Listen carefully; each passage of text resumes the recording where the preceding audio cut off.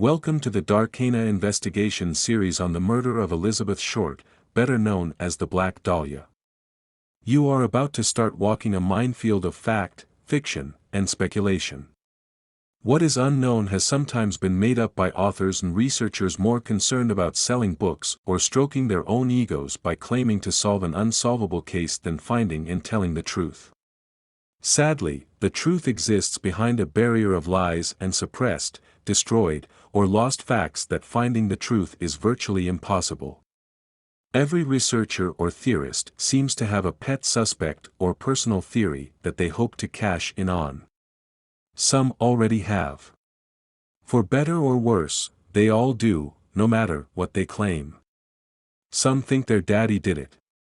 Others say they've uncovered connections between Beth and their pet suspect. Yet others say investigators in the past were on the right track, only to have their investigations derailed by conspiracies to cover up the facts. And yes, some even say the mob did it. Some make up more fiction than relate actual facts. Some researchers seem to take more time debunking the theories of others than they take producing their own material. Some have already been writing about it for years, while others have been researching about it for years. Many only look at clues and facts that point to their pet suspect, ignoring other clues. Everybody claims to be right while claiming everybody else is wrong. If people really give a shit about solving or attempting to solve the crime, then they have to look at all aspects, even those supposedly discredited. You have no other choice, especially if there is a cover-up somewhere. Old material must be looked at again. Even relying on primary sources can lead to lies, especially if said primary sources were part of a possible cover-up. Relying on police testimony will only get you so far as well. For as we will see, cops will lie and cover each other's asses or backstab each other to keep the payoffs gleaned from corruption and illicit behavior rolling in. Reporters wanting to score the big scoop will resort to lies and cruelty to get information. We'll see that especially in the Black Dahlia case, as cops and reporters seem to have had a symbiotic relationship, helping as well as hindering one another. But that relationship sometimes backfired, with offers of help coming with a price.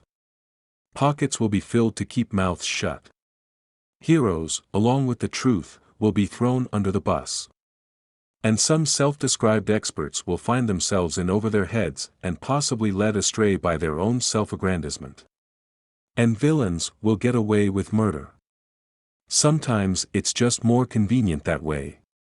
From day one, lies were reported as facts and still continue to be reported as such. Information that doesn't fit the narrative is often swept under the rug.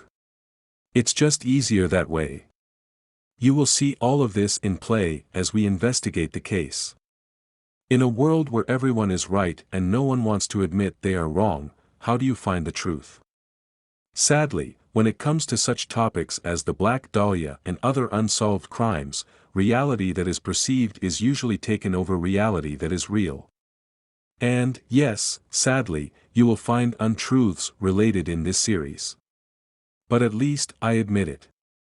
There is just too much bullshit out there for anyone to be 100% correct. That is why I will present the case from different angles and perspectives. Even information from largely discredited books and researchers will be looked at. But every attempt will be made to sort the wheat from the chaff. However, even I have my bullshit limit, and there are a few so-called theories that I will only touch on in the interest of completion. Author Edward D. Radin said in his book 12 Against Crime, "A good detective neither accepts the seemingly obvious at face value or discards the impossible from his line of inquiry. In the end, it is up to you, the viewer, to make up your own mind and come to your own conclusions." Welcome to the investigation.